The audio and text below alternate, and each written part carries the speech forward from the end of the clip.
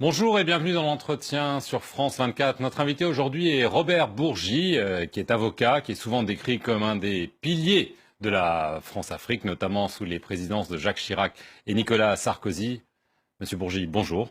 Bonjour, Monsieur Perelman. Alors, vous aviez fait scandale, on s'en souvient, en 2011, en affirmant que Jacques Chirac avait perçu des millions de dollars de plusieurs chefs d'État africains avant et pendant sa présidence, en ajoutant que ces pratiques avaient cessé avec l'arrivée de Nicolas Sarkozy à l'Élysée. Un coup d'éclat resté sans suite. Vous êtes né à Dakar, de parents d'origine libanaise. Vous avez été formé à l'école de Jacques Foccart, le fameux Monsieur Afrique du général de Gaulle. Vous avez noué des relations intimes avec plusieurs dirigeants africains, surtout avec Omar Bongo, l'ancien président du Gabon, décédé en 2009. Et nous allons d'ailleurs revenir à ce moment clé entre la mort d'Omar Bongo et l'élection de son fils Ali Bongo dans des conditions très controversées.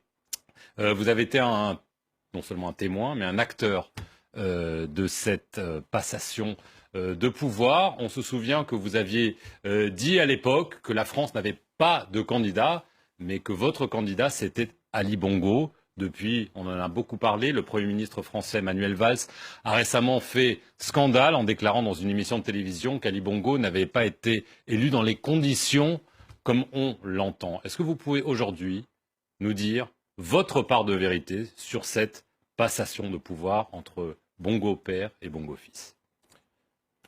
Je vais commencer mon propos par Manuel Valls.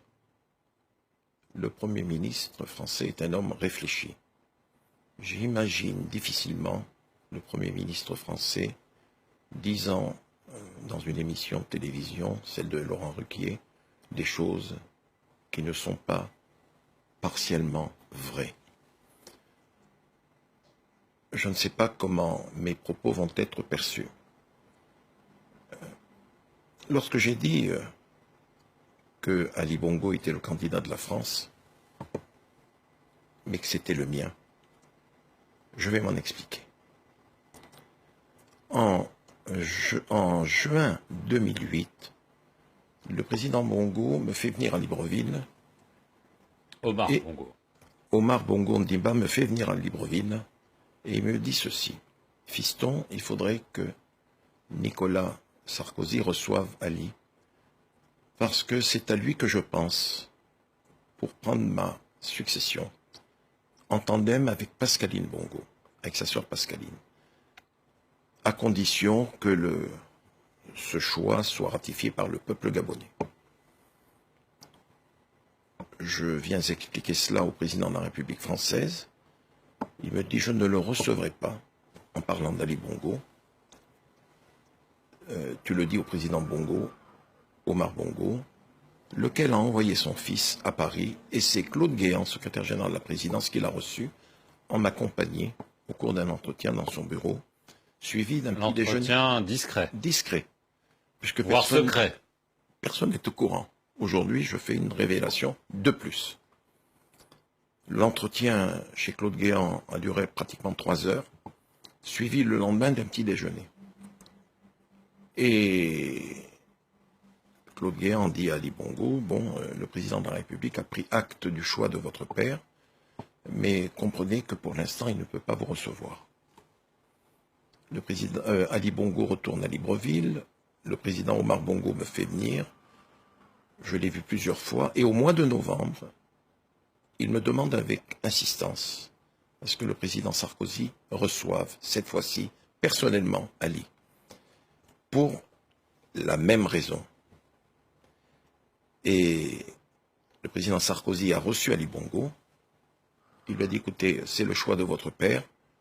Nous n'irons pas contre ce choix, mais votre père a dit qu'il fallait que le peuple gabonais ratifie le choix qu'il aura fait.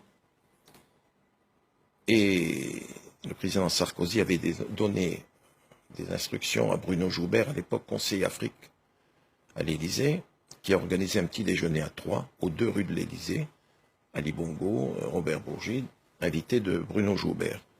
Et le choix a été accepté par Bruno Joubert, qui me dit, à la fin de l'entretien, Robert, ça n'est pas mon choix.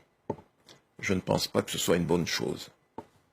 Donc ce qui a été fait à travers ces réunions, pour qu'on comprenne bien, c'est un adoubement Absolument, par l'Élysée absolument. d'Ali Bongo.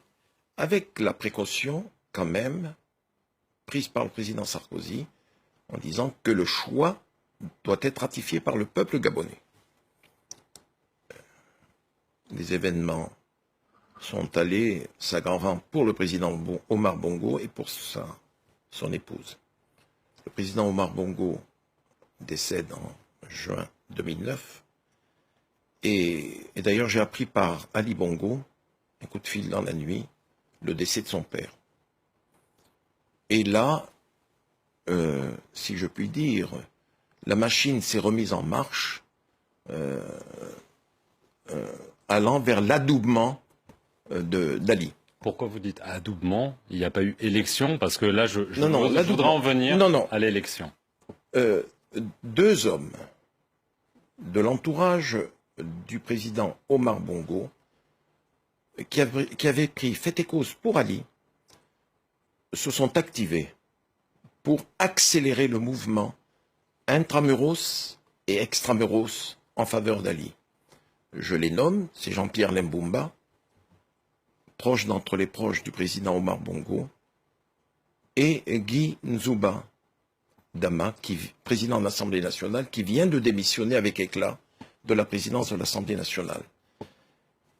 Jean-Pierre Lembumba et moi-même avons été reçus par Claude Guéant le 13 juillet au soir 2009. Tout était mis en place pour que l'élection d'Ali se précise.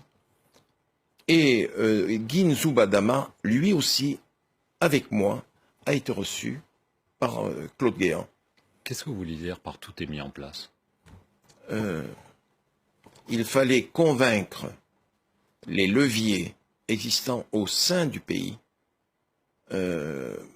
pour tirer la candidature d'Ali Bongo Ondimba vers le haut. Alors, l'élection arrive. L'élection très arrive. controversée. Un des anciens Monsieur Afrique, sous Jacques Chirac, Jacques Bonnecorse, a dit dans un documentaire, après il s'est rétracté, que le score de l'élection avait été inversé, qu'Ali Bongo avait perdu. Qu'en est-il? Est-ce que vous pouvez nous dire, pour la première fois, ce qu'il est arrivé? Je tiens à préciser une chose, c'est que la France n'est intervenue nulle part pour vous perturber les résultats de l'élection. Mais je sais que M. de Bonnecorse n'a pas totalement tort. L'élection a été truquée? Je pense qu'elle n'a pas été claire à 100%. Et Ali Bongo avait perdu? je ne sais pas s'il avait perdu, mais le score n'était pas celui que l'on a connu. Et vous avez des remords d'avoir participé à ces réunions? Oui, oui. Je vais vous le dire. Je vais vous dire très franchement, comme je le dis tout le temps. Il n'était pas question pour moi d'aller contre le choix d'Omar Bongo Ondimba. Il a fait un mauvais choix, à la lumière de ce que À la vous avez... lumière de ce que nous voyons aujourd'hui, je crois qu'il n'a pas été inspiré. Vous êtes opposé assez violemment avec Ali Bongo, vous continuez à le faire. Vous l'avez pourtant rencontré il y a peu, Je l'ai rencontré. à Libreville. On a dit que ça allait être la réconciliation. Je l'ai rencontré au mois de novembre dernier. Cela faisait 4 ans que je n'avais pas mis les pieds à Libreville. Et j'avais exprimé le désir de plus en plus fort de recueillir sur la tombe d'Omar Bongo Ondimba. Cela me fut accordé. Je suis allé à Franceville. J'ai passé de longs moments sur la tombe du président Omar Bongo Ondimba. Et lorsque je suis rentré, j'ai discuté avec Ali. Et là, je lui ai dit à ma manière, je lui ai dit, Ali, il va falloir quand même que tu puisses gouverner ton pays autrement. Il faudrait que tu puisses ouvrir le dialogue avec tes opposants qui ne sont pas, qui représentent quelque chose dans le pays. Il faudrait que tu fasses le dialogue inclusif que toutes les grandes puissances demandent, réclament. Il m'a dit ceci, il n'y aura pas de dialogue inclusif.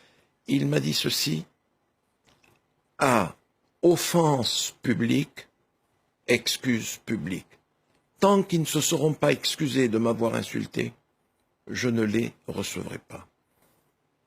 Ma foi, j'ai repris l'avion, j'ai quitté Libreville et quelque temps après, la presse dite du pouvoir a commencé par utiliser tous les mots d'oiseau contre moi. Alors, donc vous êtes fermement opposé à ce que Absolument. Ali Bongo soit réélu. Il y a une élection qui est prévue au mois d'août. Il y a aussi une controverse sur son origine, à savoir qu'il serait peut-être un enfant adopté et donc pas né au Gabon. Or, l'article 10 dit qu'il faut être né au Gabon pour pouvoir être candidat. Vous devez en savoir quelque chose. Moi, si j'ai un conseil de nouveau à donner à Ali Bongo Ndimba, futur candidat, c'est que pour que son élection, sa candidature ne soit pas contestée, mais qu'il produise un extrait de naissance en bonne et due forme. Mais l'opposition, maintenant, n'a presque aucune chance de gagner. Elle est divisée, c'est une élection à un tour. Donc il va être réélu. Je ne crois pas. Il y a 2 ans, monsieur Perelman, vous m'avez posé à peu près la même question. Je vous ai dit que je ne voyais pas Omar Bongo Ondimba derrière Ali Bongo Ondimba. Cette fois-ci, je ne le vois pas du tout.